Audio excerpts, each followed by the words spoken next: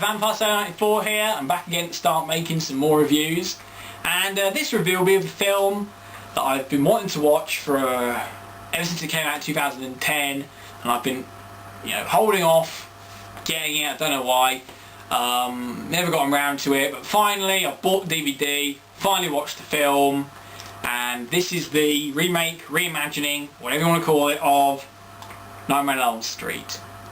Now, the original Nightmare on Elm Street is my favourite horror film ever. I love it. And this film, it's not better than the original, it's not on that same level, but boy, it comes close. It's a bloody damn good remake, reimagining, damn good. The plot of the film, I'll read off the back. 5 teenage friends, Dean, Chris, Jesse, Quentin and Nancy, living in one street, all dream of a sinister man with a disfigured face, a frightening voice and a gardener's glove with knives for fingers. One by one he terrorises them within their dreams, where the rules are his and the only way out is to wake up. But when one among them dies, they soon realise that what happens to them in their dreams happens for real, and the only way to stay alive is to stay awake. Buried in their past is a debt that has just come due. To save themselves, they must plunge into the mind of the most twisted nightmare of all, Freddy Krueger. Yeah, that's the basic plot of it.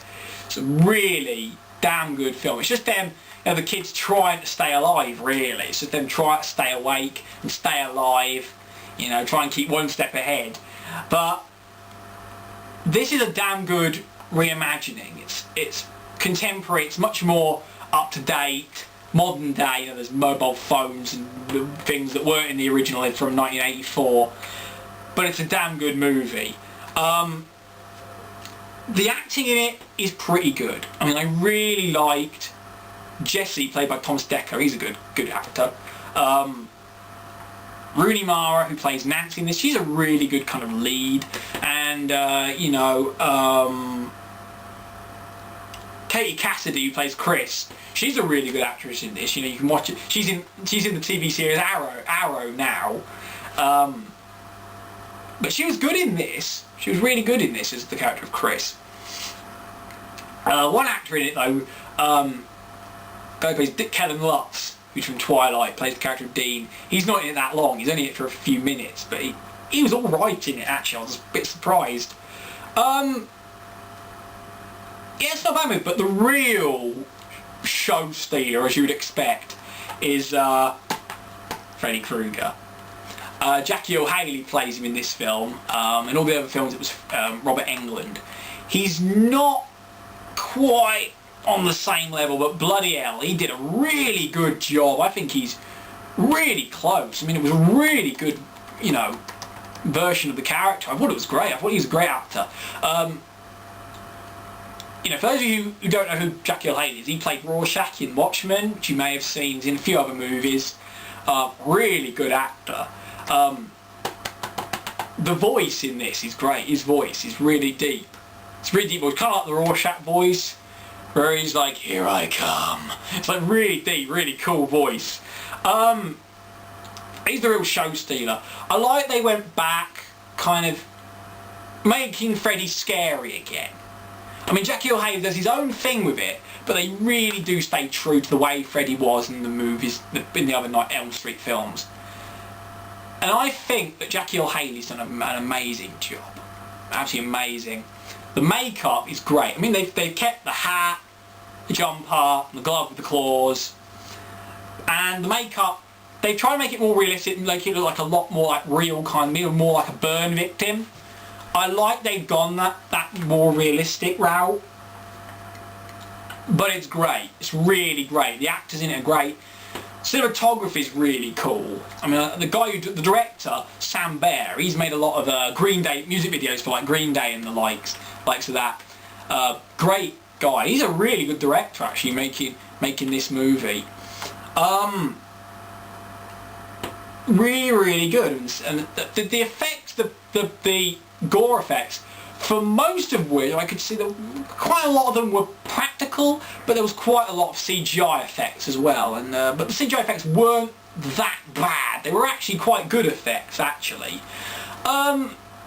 because I'm kind of an advocate for more practical effects in movies. Like, you don't really need a lot of that CGI blood and all that. But if you are going to do it that way, at least make the blood look good and make it look realistic and everything. That's what they've done in this film. Really good. Yeah, good acting, good special effects. You know, Jackie Earle Haley's wonderful. My only complaints about it really are I didn't really feel for the character of Nancy in this film as much as I did in the original, with Heather Langenkamp playing the role. And also I thought Heather Langenkamp in the original film, the dad, played by John Saxon, was great in the original. I mean, he isn't in this movie. There isn't a dad in this film. Nancy doesn't have a dad in this movie. It's just a mother. There's not really a dad in this film. There's not really, you know, which is kind of, you know, I loved the fact that her father was a cop in the original. He was going around and he was trying to work this out himself. The only other complaint I have with it really is the fact that I thought the character of Dean was killed off too quickly. It was far too early in the movie. I thought I'd have liked to have gotten to know his character a bit more before they killed him off. Because he gets killed off only in the first couple of minutes and he gets a few lines out of him. I would have liked to have gotten to know his character a bit more and, you know, more development. I'd like to have spent more time developing some of those characters before especially that character of Dean, who at the beginning of the film seemed like a fairly interesting guy, and then they bumped him off very, very quickly. I know they kind of probably wanted to get rid of him so they could develop the character of Chris more, you know, but I would have liked to have seen more development on that character's part. But they've kept a lot of the backstory stuff the same. They've also dealt a lot more into the past of Freddy, like certain elements we knew were there, but they didn't really touch on in the other films. They've certainly tapped in the more kind of paedophile kind of elements of Freddy's personality, which aren't really brought up in the originals. They've kept Freddy very much as he was in that original, the first two films. Dark, really sinister. By part 3 they added in a lot of comedic elements, you know, which is not a complaint by any means. I mean, I love those movies. I mean, Dream Warriors to me is one of my favourite Elm Street films after the first two. But I like they've gone back to the original, making Freddy scary again. I thought that was wonderful, really great. I also liked a lot of the homages they did to the original Nightmare on Elm Street, which I thought was really interesting.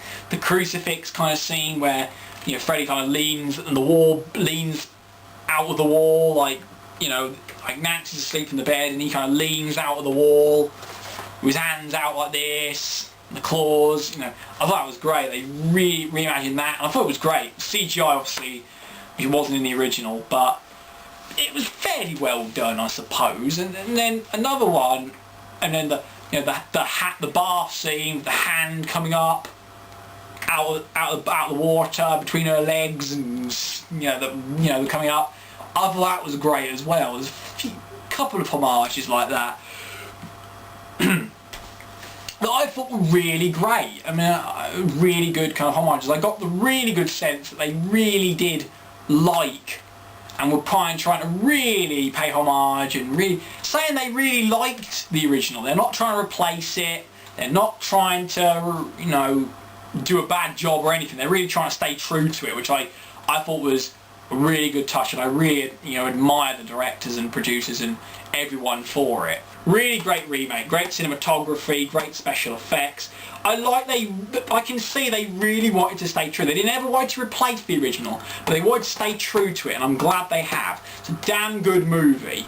I would recommend it to anyone. So that's the end of this review. I'll try and make more reviews when I can.